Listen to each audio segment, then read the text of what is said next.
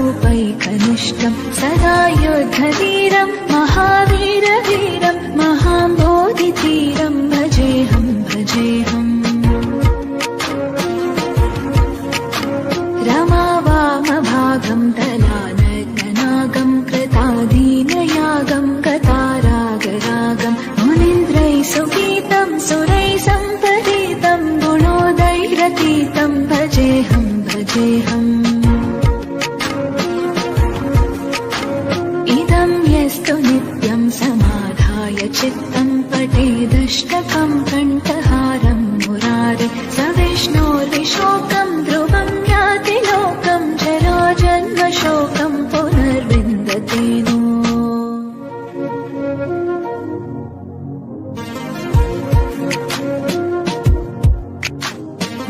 जगज्जालपालं कचकण्ठमालं शरच्चन्द्रपालं महादैत्यकालं नभो नीलकायं दुरापारमायं सुपद्मासहायं भजेऽहं भजेऽहम्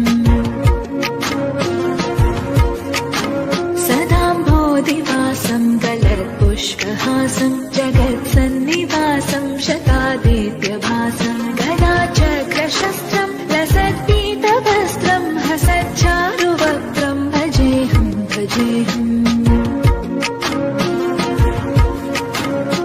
रमाकण्ठहारं श्रुतिव्राक्तसारं जलान्तर्विहारं धराभारहारं चिदानन्दरूपं मनोज्ञस्वरूपं धृतानेकरूपं भजेऽहं भजेऽहम् जराजन्महीनं परानन्दपीनं समाधानलीनं सदैवानवीनं जगज्जन्महेतुं सुरानीककेतुं त्रिलोकैकसेतुं भजेऽहं भजेऽहम् कृताम्नायदानं कदाधीशयानं विमुक्तेर्निदानं हरारातिमानं स्वभक्तानुकूलं जगद्वृक्षमूलं निरस्तार्थशूलं भजेऽहं भजेऽहम् समस्तामरेशं द्विरेभावकेशं जगद्बिम्बलेशं हृदाकाशदेशं सदा दिव्यदेहं विमुक्ताखिलेहं सुवैकुण्ठगेहं भजेऽहं भजेऽहम् सुरालीबलिष्ठं त्रिलोकीवरिष्ठं गुरूणां गरिष्ठं स्वरूपैकनिष्ठं सदा युद्धवीरं महावीरवीरं महाम्बोधिधीरं भजेऽहं भजेऽहम् रमावामभागं दलानगनागं कृताधीनयागं गतारागरागं मुनीन्द्रैः सुगीतं सुरैः सम्परीतं गुणोदैरतीतं भजेऽहं भजेऽहम् इदं यस्तु नित्यं समाधाय चित्तं पठेदष्टकं कण्ठहारं मुरारे स विष्णोर्विशोकं ध्रुवं याति लोकं जराजन्मशोकं पुनर्विन्दते नो सदाम्भोधिवासं गलत्पुष्पहासं जगत्सन्निवासं शतादित्यभासं गदाचक्रशस्त्रं लसत्पीतवस्त्रं हसच्चारुवक्त्रं भजेऽहं भजेऽहम्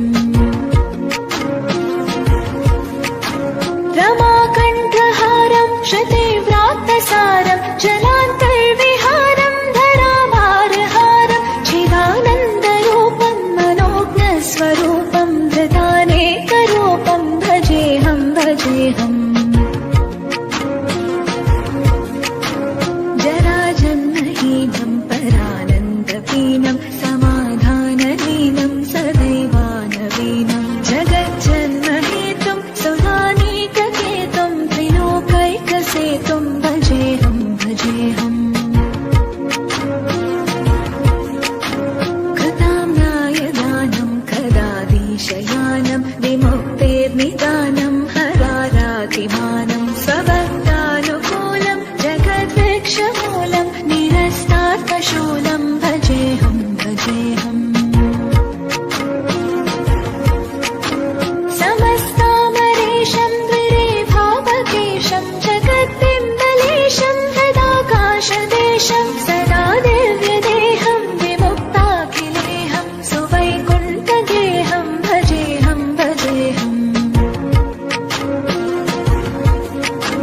सुरालीबलिष्ठं त्रिलोकीवरिष्ठं गुरूणां गरिष्ठं स्वरूपैकनिष्ठं सदा युद्धवीरं महावीरवीरं महाम्बोधितीरं भजेऽहं भजेऽहम्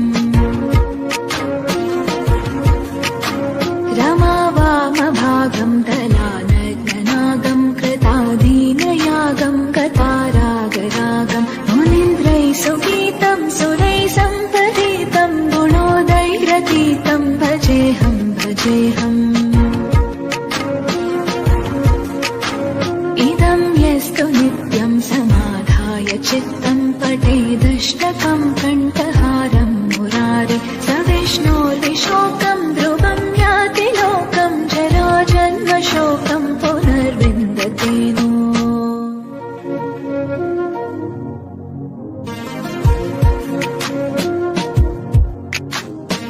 जगज्जालपालं कचकण्ठमालं शरच्चन्द्रपालं महादैत्यकालं नभोनीलकायं दुरापारमायं सुपद्मासहायं भजेऽहं भजेऽहम् सदाम्भोधिवासं गलत्पुष्पहासं जगत्सन्निवासं शतादित्यभासं गदाचक्रशस्त्रं लसत्पीतवस्त्रं हसच्चारुवक्त्रं भजेऽहं भजेऽहम् रमाकण्ठहारं श्रुतिव्रातसारं जलान्तर्विहारं धराभारहारं चिदानन्दरूपं मनोज्ञस्वरूपं धृतानेकरूपं भजेऽहं भजेऽहम् जराजन्महीनं परानन्दपीनं समाधानलीनं सदैवानवीनं जगज्जन्महेतुं सुरानीककेतुं त्रिलोकैकसेतुं भजेऽहं भजेऽहम् कृताम्नायदानं कदाधीशयानं विमुक्तेर्निदानं हरारातिमानं स्वभक्तानुकूलं जगद्वृक्षमूलं निरस्तार्थशूलं भजेऽहं भजेऽहम् समस्तामरेशं द्विरेभावकेशं जगद्बिम्बलेशं हृदाकाशदेशं सदा दिव्यदेहं विमुक्ताखिलेहं सुवैकुण्ठगेहं भजेऽहं भजेऽहम् सुरालीबलिष्ठं त्रिलोकीवरिष्ठं गुरूणां गरिष्ठं स्वरूपैकनिष्ठं सदा युद्धवीरं महावीरवीरं महाम्बोधितीरं भजेऽहं भजेऽहम् रमावामभागं दलानग्ननागं कृताधीनयागं गतारागरागं मुनीन्द्रैः सुगीतं सुरैः सम्परीतं गुणोदयरतीतं भजेऽहं भजेऽहम्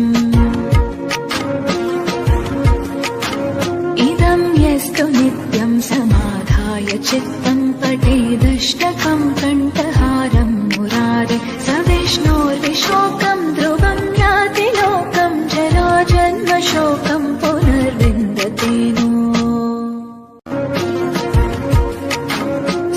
सदाम्भोधिवासं गलत्पुष्पहासं जगत्सन्निवासं शतादित्यभासं गदाचक्रशस्त्रं लसत्पीतवस्त्रं हसच्चारुवक्त्रं भजेऽहं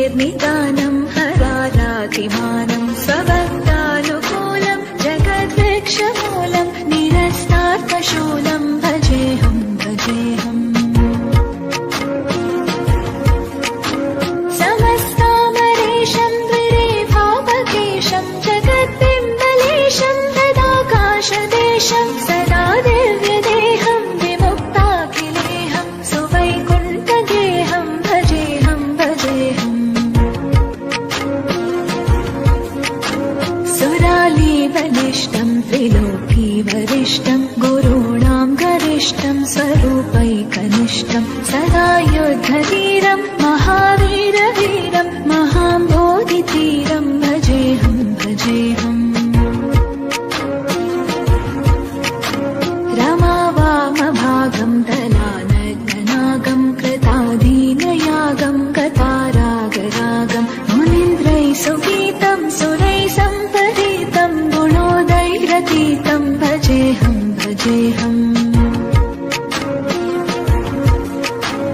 इदं यस्तु नित्यं समाधाय चित्तं पठेदष्टकं कण्ठहारं मुरारे स विष्णोर्विशोकं ध्रुवं याति लोकं जराजन्मशोकं पुनर्विन्दते नो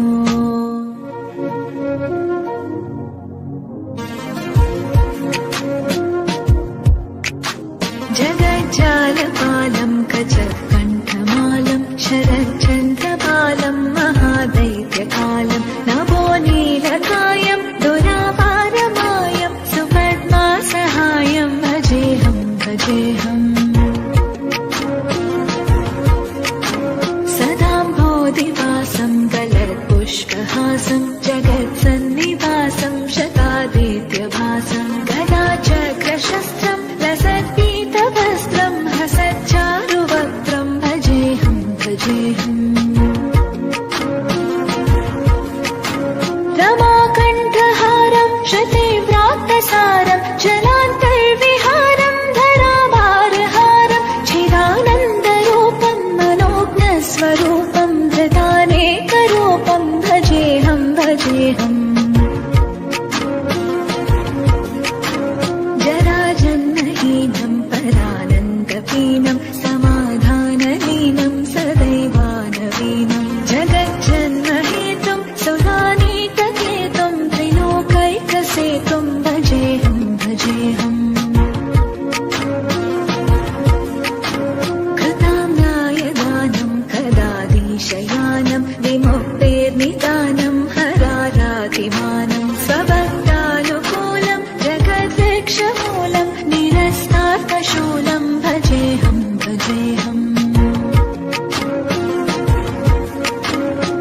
समस्तामरेशं द्विरेभावकेशं जगद्बिम्बलेशं हृदाकाशदेशं सदा दिव्यदेहं विमुक्ताखिलेहं सुवैकुण्ठगेहं भजेऽहं भजेऽहम् सुरालीबलिष्ठं त्रिलोकीवरिष्ठं गुरूणां गरिष्ठं स्वरूपैकनिष्ठं सदा युद्धधीरं महावीरवीरं महाबोधिधीरं भजेऽहं भजेऽहम् रमावामभागं दलानग्ननागं कृताधीनयागं गतारागरागं मुनीन्द्रैः सुगीतं सुरैः सम्परीतं गुणोदैरतीतं भजेऽहं भजेऽहम् इदं यस्तु नित्यं समाधाय चित्तं पठेदष्टकं कण्ठहारं मुरारे स विष्णोर्विशोकं ध्रुवं याति लोकं जराजन्मशोकं पुनर्विन्दते नो सदाम्भोधिवासं गलत्पुष्पहासं जगत्सन्निवासं शतादित्यभासं गदाचक्रशस्त्रं लसत्पीतवस्त्रं हसच्चारुवक्त्रं भजेऽहं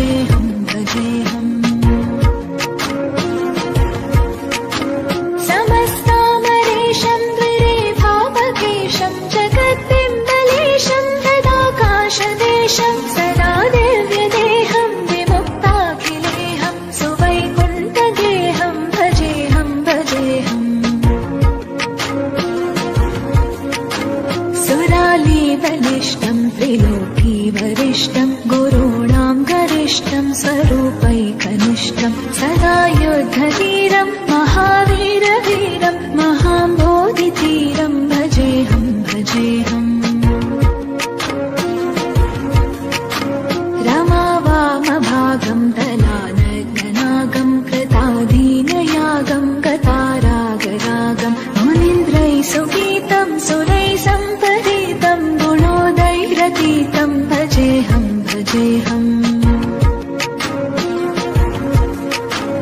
इदं यस्तु नित्यं समाधाय चित्तं पठेदष्टकं कण्ठहारं मुरारे स विष्णोर्विशोकं ध्रुवं याति लोकं जराजन्मशोकं पुनर्विन्दते नो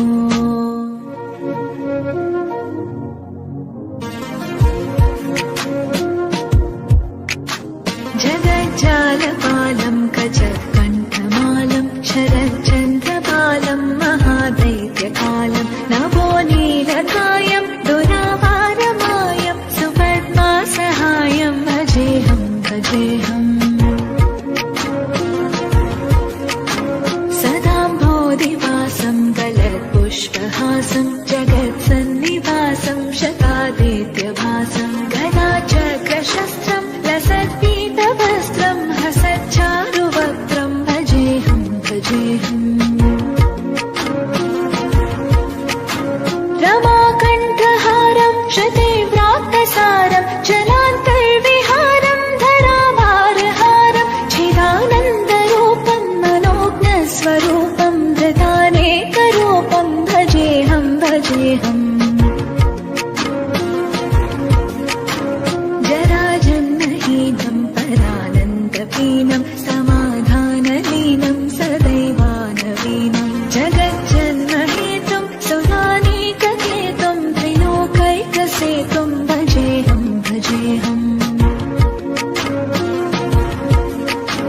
कृताम्नायदानं कदाधीशयानं विमुक्तेर्निदानं हरारातिमानं स्वभक्तानुकूलं जगद्वृक्षमूलं निरस्तार्थशूलं भजेऽहं भजेऽहम्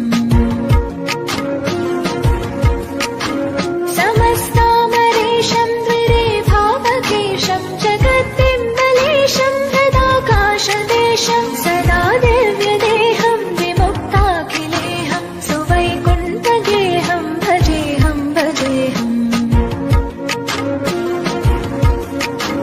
सुरालीबलिष्ठं त्रिलोकीवरिष्ठं गुरूणां गरिष्ठं स्वरूपैकनिष्ठं सदा युद्धधीरं महावीरवीरं महाम्बोधितीरं भजेऽहं भजेऽहम् रमावामभागं दलानग्ननागं कृताधीनयागं गतारागरागं मुनीन्द्रैः सुगीतं सुरैः सम्परीतं गुणोदैरतीतं भजेऽहं भजेऽहम् इदं यस्तु नित्यं समाधाय चित्तं पठेदष्टकं कण्ठहारं मुरारे स विष्णोर्विशोकं